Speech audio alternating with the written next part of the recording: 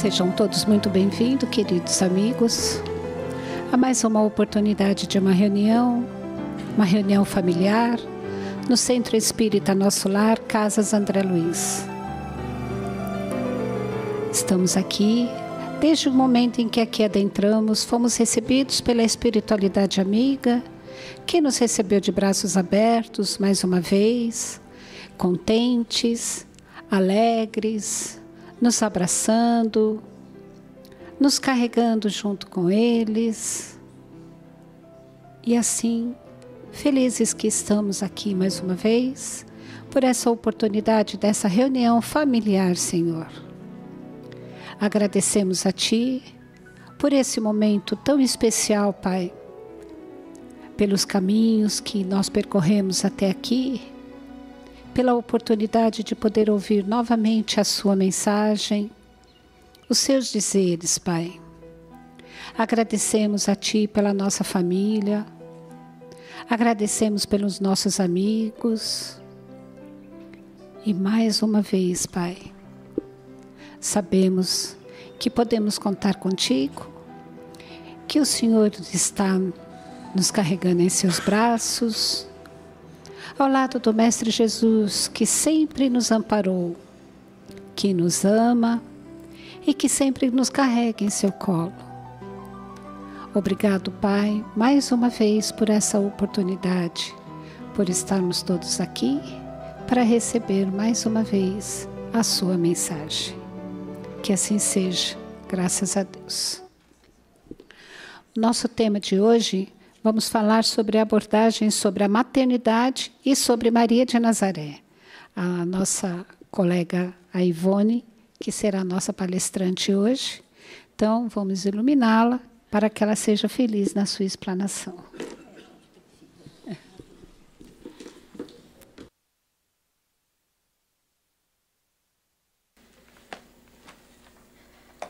Boa tarde a todos, mais uma vez aqui reunidos, em nome de Jesus, com a presença dos mentores desta casa, que sempre nos ajudam e nos auxiliam, e com vários espíritos desencarnados que também nos ouvirão. Vamos, então, proceder à leitura habitual. Pedro de Camargo Vinícius.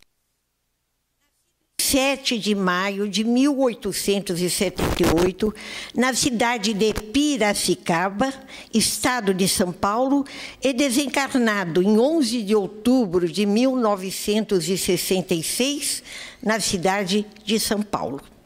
Entusiasta dos estudos bíblicos, tornou-se uma das maiores autoridades no trato da exposição evangélica. Em 1905, Pedro de Camargo interessou-se pelo Espiritismo, uma vez que nele encontrou a solução para tudo aquilo que constituía incógnitas em seu espírito. Foi um dos maiores educadores e evangelizadores espíritas de nosso tempo.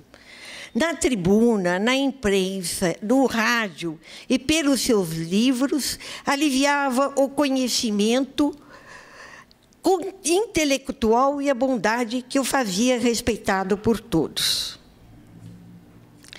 Participou ativamente da unificação do movimento espírita e do Pacto Áureo de 1949.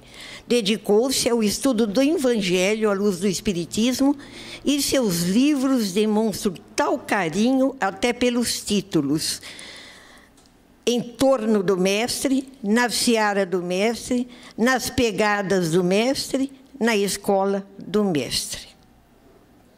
Vinícius. Não há melhor oportunidade, quase no Dia das Mães, que será no próximo domingo, de nós falarmos sobre as mães e sobre Maria de Nazaré. Foi-nos dado ou sugerido vários livros para nós lermos. Inclusive, este livro, que é bastante interessante, Boa Nova, que no capítulo 30, o último capítulo, fala sobre Maria em toda a sua vida, em toda a sua convivência com seu filho amado, Jesus. Mas nós optamos por nos basearmos num livro que também foi sugerido, Leis Morais da Vida, de Divaldo Pereira Franco, grande orador, grande médium, psicógrafo, difunde muito espiritismo, e ele fez uma série psicológica muito importante pela sua mentora espiritual, Joana de Ângeles. Os livros são livros muito bons e sobre todos os assuntos. Então, este aqui fala sobre os deveres da mãe, inclusive do pai. E é baseado nele que nós vamos falar. Divaldo Pereira Franco, anteontem, completou 87 anos. Ativo, lúcido, se dedicando sempre à humanidade. São os exemplos que nós devemos seguir. Bom, pelo imperativo da sabedoria de Deus, sabedoria, inteligência suprema, criador de todas as coisas, a infância no homem dura muito mais que a dos animais. Outra coisa, os animais, depois que os filhotes são fisicamente independentes, eles abandonam os seus filhos. A mãe, o pai, eles criam um vínculo eterno com os seus filhos. E mesmo que os filhos estejam já de cabelos brancos, elas são para ela, aqueles filhos queridos, que ela amará até morrer e que este amor atravessará a morte da carne para continuar um amor intenso na imortalidade. Então, nós vemos que há uma diferença muito grande. E por que será que essa infância é mais longa nos homens? Pelo seguinte, porque é na infância que se forma, primeiro, fisicamente, o cérebro, todos os órgãos vão se aprimorando e vão se aperfeiçoando e chegando à sua plenitude até mais ou menos 7 anos. Até os 3 anos, o cérebro está sendo formado. Então, os pais, principalmente a mãe, devem tomar muito cuidado com a alimentação, com as vacinas, com a saúde, com a higiene de seus filhos. Agora, o que diz respeito à moral, a implantação de hábitos que serão levados para a vida inteira, tanto física como espiritualmente, é o tempo ideal para que se possa plasmar esse pequeno espírito que esqueceu o passado, que já é bastante longínquo, porque nós somos espíritos antigos, esqueceu o passado, está tendo a oportunidade de recomeçar a vida neste planeta para ressarcir problemas antigos que tem e para poder realizar novas aprendizagens. Então, Deus, na sua sabedoria, fez que com a infância do homem fosse prolongada para que pudesse, nesse tempo, ser bem aproveitada a educação. Nós vemos, então, que grande que é a tarefa que é reservada aos pais e, principalmente, à mãe, que fica mais junto à criança. Se bem que, hoje em dia, nós vemos que, pela atualidade econômica, pai e mãe dividem bem as suas atuações pela necessidade da mãe trabalhar e o pai também trabalhar. Então, os dois ficam responsáveis pelo bem-estar e pela educação integral da criança.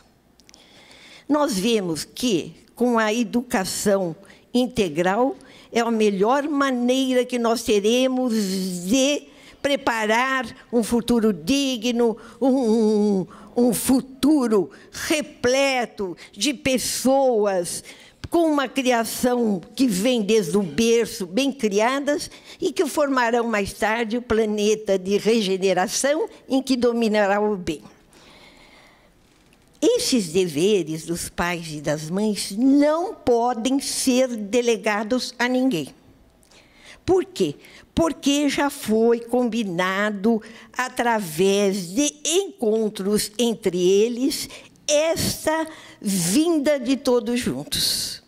Então, há pessoas que querem delegar para os avós, nós já tivemos a oportunidade aqui de conversar sobre isso, e não são os avós que são responsáveis pelos filhos, não são os vizinhos, não é a creche, não é a escola. Os responsáveis pela educação, pela formação de criaturas do bem, são os pais, porque eles estão naquele início de vida com a criança e estão muito mais junto à criança do que qualquer outra pessoa. Então, isso não pode ser postergado a outras pessoas, não pode ser delegado, é atribuição da mãe e do pai. Difícil, mas nós estamos, se tivermos a bênção de filhos permitido por Deus, nós teremos a possibilidade de criá-los bem, porque Deus nunca dá uma prova, uma tarefa, uma expiação maior do que as nossas forças. Então, nós tenhamos confiança em nós, e aqueles que já têm os filhos criados, mas ainda eles precisam do conselho, do apoio da mãe, lembre-se, então, da importância dessa fase na criação das crianças. Agora, nós podemos saber que há espíritos que não são simpáticos entre si e estão juntos numa família. Então, nós vemos filhos que não respeitam muito os pais, é difícil de educá-los, nós vemos os pais não aceitando muito aquele fluido, aquela maneira de ser de seu filho. Por quê? Porque são reajustamentos emocionais que são necessários de faltas cometidas no passado uns contra os outros. E também há aqueles que se amam muito e combinam vir juntos para ver uma sublimação, uma superação de amor, desse amor. Então, se nós lermos qualquer dos livros de André Luiz ou a coleção de Allan Kardec, nós vamos ver bem que é no lar que há os grandes reajustes. É no lar em que nós temos espíritos com os quais ou nós prejudicamos ou fomos prejudicados por ele, e temos que nos adaptar, nos amarmos e melhorar as nossas emoções através da convivência, do apoio ao mútuo e da devoção. E outros que nos são muito queridos são os que nos ajudam nessas tarefas, porque foram espíritos queridos por nós, em que já vivenciamos o amor e temos afinidade. Fica bem claro? Vamos, então, falar que a união conjugal deve ser muito bem pensada e deve ser baseada no amor, legalmente, e os pais devem orientar bem os filhos nesse sentido, porque quando esses filhos vêm só de momentos de prazer, ou quando o casal se une por causa da chegada de um filho, é muito fácil, não estando baseado no amor, no companheirismo, é muito fácil largar a sua responsabilidade, ir cada um para um lado e assumem grandes responsabilidades futuras por causa daquele filho que eles assumiram e largaram, e o barquinho do casamento ou da união só sobra por qualquer motivo banal. Então, muita atenção na orientação dos adolescentes, dos jovens, porque nós temos muita liberdade, mas a liberdade deve ser exercida com responsabilidade. Se a pessoa não tem responsabilidade, ainda não está apta de ter essa liberdade e exercer o livre-arbítrio em determinadas situações. Precisa se preparar para enfrentar as situações para não prejudicar o próximo. Os deveres dos pais, da mãe, estão escritos na consciência de cada um. Então, na maneira em que nós agimos com os nossos filhos, nós sabemos se estamos agindo bem ou mal, a consciência pesa em todos os atos da nossa vida, porque a nossa consciência é o nosso maior juiz. Às vezes nós pensamos que escondemos atos menos nobres e outras coisas que nós realizamos de todos, às vezes coisas mais graves, crimes, etc., que passam escondidos e que as pessoas passam ilesas, mas não são felizes porque não têm a paz interior, porque a consciência, que é o nosso maior juiz, acusa. Principalmente, então, na formação dessas criaturinhas que dependem de nós. Mas estes deveres dos pais se tornam muito mais fáceis quando são baseados no amor. Tem que haver sentimento, deve haver sentimento. E esse amor que deve nortear o relacionamento entre o casal e, principalmente, a educação dos filhos. Tudo nós devemos colocar amor, até numa comidinha que a mãe faz com amor, sem que estar achando que está encostada lá no fogão, quando podia estar em outro lugar, sai aquela comidinha de mãe deliciosa. O que é isso? É o amor, é a doação, é o querer que os outros sejam felizes através das ações pequenas que sejam por ela praticadas. Então, esse amor não deve se deixar. E os sentimentos é que devem sempre unir todos entre si, por piores que sejam as situações. O lar, em consequência da gravidade que é a educação dos filhos, é a base ainda da sociedade. O lar é a célula máter da sociedade. Por isso que nós devemos nos policiarmos em nossos lares, tornarmos o nosso lar um ambiente bom, sem grandes descargas energéticas negativas, fluidos que pesam no ambiente, revoltas, mágoas, rancores, deixando aquele nosso lar, em vez de ser um aconchego, um lugar em que nós podemos descansar o nosso corpo cansado, descansar a nossa mente atribulada pelo dia a dia num planeta de provas e expiações. Em vez disso, vamos encontrar agruras, brigas, desentendimentos. Vamos fazer a nossa parte.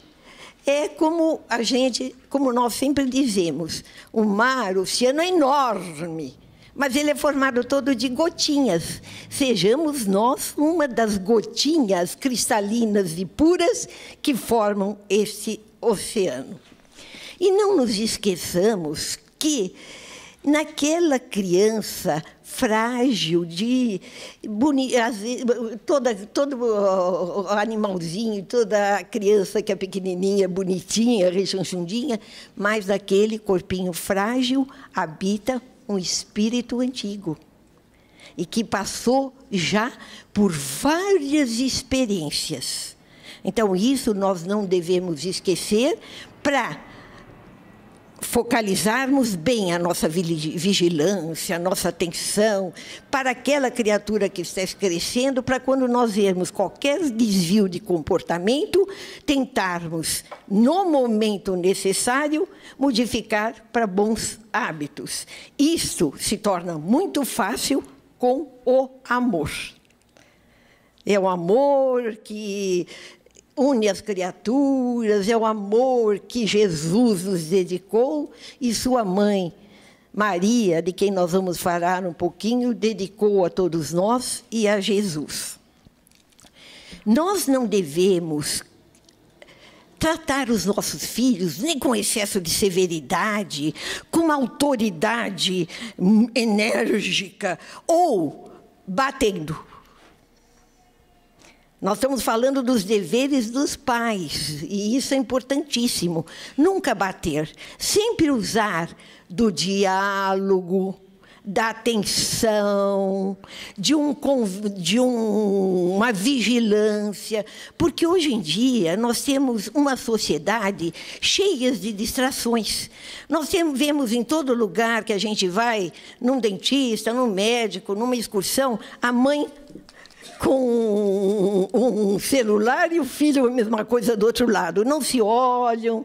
E o computador, então, que é usado por crianças até de ter idade, se tornando um hábito, saberem, deixa estar no computador. Não é assim. Ver o que está assistindo, o que está passando no computador, porque se nós não exercermos essa vigilância sem excessos, depois nós poderemos nos amargar para o resto da nossa vida, porque nós podemos prevenir, mas depois de feito, nós não podemos fazer voltar. E há estudos, inclusive livros, filmes muito interessantes sobre esse vício que está se tornando para as crianças o computador e que prejudica muito na educação. Não podemos negligenciar as nossas atribuições e devemos sempre nos lembrar, por pesada que seja, o filho que não nos compreende, aquele filho que é um deficiente físico, aquele filho que é um deficiente intelectual, nunca negligenciar e, pelo contrário, nos desdobrarmos em amor por eles, porque eles necessitam mais de nós do que outras criaturas, e nós somos sabedores que aquela é nossa tarefa aceita perante Deus. Então, nós temos que saber que não é pelos recursos excessivos, por dar excesso de presentes, roupas de marca, que assim alguns pais tentam até comprar o amor e a obediência de seus filhos, ele vai reconhecer, mas não é isso que o fará ser uma criatura do bem. Agora, quando faltam os recursos, mas os pais dão o melhor de si para aqueles seus filhos, em amor, em sentimento, se chegam tarde, vão preparar aquela sopinha, conversam, acompanham a lição dos filhos, querem saber como foi o seu dia, os filhos também perceberão e serão sempre gratos pela educação. Quando os pais são permissivos, os filhos mais tarde cobram. Por que que o Senhor não me ensinou? Por que o Senhor não me avisou? E aí vem o problema da consciência dos pais e o julgamento dos filhos, que também têm deveres, mas não deixam, às vezes, de cobrar. Nós devemos ter bastante força para esta missão tão difícil, baseada no sentimento e no amor, porque nós temos mais experiência a doar aos nossos filhos e orientar os nossos filhos quanto aos nossos netos, porque nós temos mais experiência. Nós já passamos pela infância, pela adolescência, casamos, tivemos os filhos. Então, nós temos essa possibilidade de sermos dedicados, da doação, de esquecer de si mesmo e se doar àqueles filhos que, quando nós olharmos para trás, nós veremos uma vida bem proveitosa, bem vivida e vida que voa, e nos sentiremos tranquilos, com a consciência bem livre de qualquer culpa, para nós, assim, tranquilamente, nos prepararmos felizes para a verdadeira vida espiritual quando do nosso desencarne. Mas deixaremos sementes boas, que deram e darão árvores com frutos maduros, frutos gostosos e bem feitos, porque foi toda a nossa doação para este lado. Não podemos, porém, portanto, doação e o que pudermos para a nossa redenção, que nós aceitamos isso, e também para dos nossos filhos. E nós não criamos filhos para nós. Nós criamos filhos para o mundo. Nada desse apego, meu filho, minha filha, ele tem que me dar dinheiro até eu morrer, ele não pode, será que ele vai me amparar? Nós não devemos pensar só em nós. É o desapego das coisas materiais e deixar, sim, os sentimentos nobres dominarem, mas este apego, essas aflições excessivas pelos filhos, essa ansiedade que só prejudica a vocês e prejudica também a eles. Porque nós temos, às vezes, mães possessivas, mães que não querem nem que os filhos casem para que elas fiquem com eles. Então, vamos pensar em tudo que nós ouvimos e passarmos adiante, porque é época da reflexão em que nós vamos comemorar o Dia das Mães. E lembrando os nossos filhos que, se nós os criamos para a sociedade, devemos ensiná-los a amar o próximo como a si mesmo. Devemos ensiná-los a respeitar o próximo, porque o nosso espaço termina quando começa o espaço do outro. Nós não podemos avançar no espaço dos outros. Ensiná-los a respeitar os idosos, ensiná-los a respeitar tudo que a sociedade nos dá. Nós estamos em plena fase da ecologia, de nós economizarmos água, de nós não jogarmos lixo ao chão, de nós respeitarmos as plantas, respeitarmos os vegetais, que Deus nos dá a mãos cheias, e não nos deixa faltar para nosso alimento, para a nossa vida. Tudo isso nós devemos ensinar a nossos filhos, e principalmente pelo exemplo. Porque se eu digo a meu filho, não pode roubar, some um agasalho dele na escola, vai e pega de outro, vem uma borracha que ela não conhece, vem um lápis que não conhece, não devolve, e depois, futuramente, vai reclamar que seu filho está na cadeia. Está colhendo o que semeou. Então, vamos refletir bastante sobre tudo isso que foi dito. E, como nós já estamos encerrando essa nossa pequena palestra, vamos nos lembrar de Maria de Nazaré, mãe de Jesus, que pode representar todas as mães do mundo, porque foi a mãe do ser inigualável que pousou no nosso planeta e que é governador do nosso planeta e que dividiu o tempo antes de Cristo e depois de Cristo, pela importância dos seus atos, pela importância das suas palavras, pela importância do exemplo que ele nos deixou. E se nós fumamos, nós estamos dando mau exemplo aos nossos filhos. Se nós bebemos em excesso, nós estamos dando mau exemplo aos nossos filhos. Se nós xingamos, batemos nos nossos companheiros, nós estamos dando mau exemplo. Nós ensinamos pelo exemplo, não mentindo, não brigando na frente dos filhos. O que adianta dizer para o filho não xingar, brigar, bater, e ele xinga dentro de casa a mulher, e xinga o filho? É o exemplo. O exemplo educa muito mais do que 1000 palavras.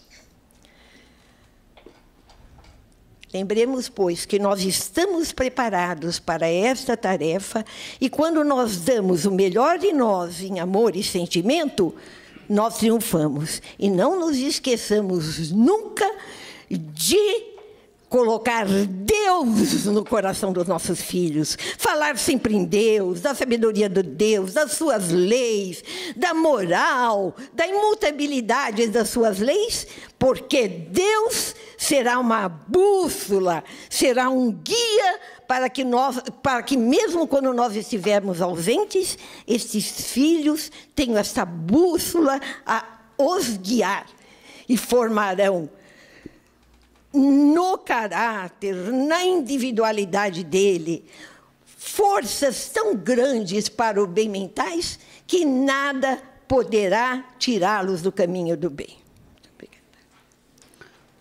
Muito obrigada, Ivone. Bom, chegou o momento das perguntas. Se alguém quiser fazer alguma colocação, fazer alguma pergunta, é só levantar a mão. A nossa colega vai levar, então, o microfone até vocês. Ivone, enquanto o pessoal pensa um pouco, eu gostaria que, como o amor é a base de toda a educação familiar, não é verdade? E hoje que já houve uma evolução muito grande com relação à adoção de filhos por pais homossexuais, né? Tudo do mesmo sexo. Entre 2 homens, você acha que há alguma diferença no amor que ele poderá transmitir ao filho perante o espiritismo, né, nessa colocação? Uma pergunta muito bem lembrada, porque, inclusive, me dá a oportunidade de saudar todas aquelas mães que não têm os filhos naturais, mas os adotam com todo amor e carinho, às vezes passam por agruras, mas se esforçam para criar criaturas do bem. Então, nós vamos saudar todas essas mães e dizer que elas são mães, sim, mães por escolha. Elas escolheram o filho que elas viriam a criar. O Espiritismo não condena os homossexuais, porque tudo tem a sua explicação e, por qualquer motivo, eles não seguiram aquela natureza de homem e mulher. E, externando a minha opinião pessoal, eu acredito, se um casal tiver muito amor, muito sentimento, ele poderá, sim, criar bem os filhos, porque há mães que são mães verdadeiras e, no entanto, esquecem do amor e da dedicação que devem ter a esses filhos. Então, há, sim, com amor e com dedicação, a possibilidade de criar pessoas boas. Muito obrigada. Ainda temos tempo. Ivone, quando você iniciou a palestra, você falou sobre os animais que eles têm um tempo, né, já abandonam suas crias. Então, o ser humano, ele tem mais o apego por ele ser já um ser espiritual, né? E o animal ainda está num estágio de princípio inteligente, e esse princípio inteligente é direcionado sempre por almas, grupos, né, que o direcionam. Então, eles ainda não têm um espírito como um ser humano, que já tem a sua responsabilidade, seu livre-arbítrio, seu discernimento e sua inteligência. Então, aí está uma diferença muito grande entre o reino animal, né, e o reino animal racional, que somos nós, homens. Temos uma responsabilidade até muito grande sobre o reino menor, que é o animal. E outra coisa que eu queria dizer a você, que o quanto é necessário evangelizarmos essas crianças. Porque muitas vezes os pais não deixam um churrasco, uma comemoração de alguma festa para trazê-los ao centro espírita ou para qualquer outra religião para ser evangelizado. E isso é muito importante, aproveitar a época da idade ainda tenra dessa criança até atingir seus 7, 8 anos, porque daí não querem muitas vezes nem acompanhar mais seus pais. Está certíssimo, muito bem colocado.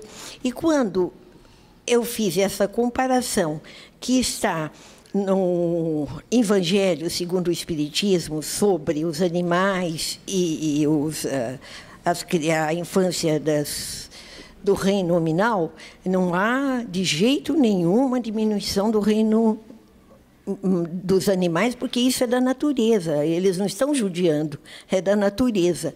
Agora, todos nós que temos sentimento e amor, temos também que dedicá-los aos animais, porque pela lei da evolução, eles vão evoluir e pelo nosso carinho, pelo nosso respeito, pelo nosso amor a toda a espécie animal, nós poderemos ajudar a sua evolução e nos ajudar também. E repisamos bastante, e você repetiu mais uma vez para ficar bem firme, que é no princípio, na infância, que nós podemos fazer com que essas criaturas adquiram todo tipo de hábitos saudáveis, intelectuais, morais, e como também você disse, e que eu usei a forma de Deus no coração, é frequentar a religião, que a religião é uma muleta, sim, para nós, nos ajuda, nos apoia, nos conduz. Então, ter sempre a presença de Deus no lar, incutindo essa presença no coração das crianças.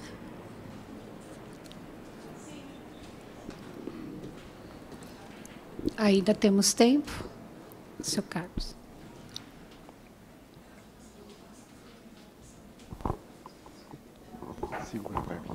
Eu queria que você comentasse um pouco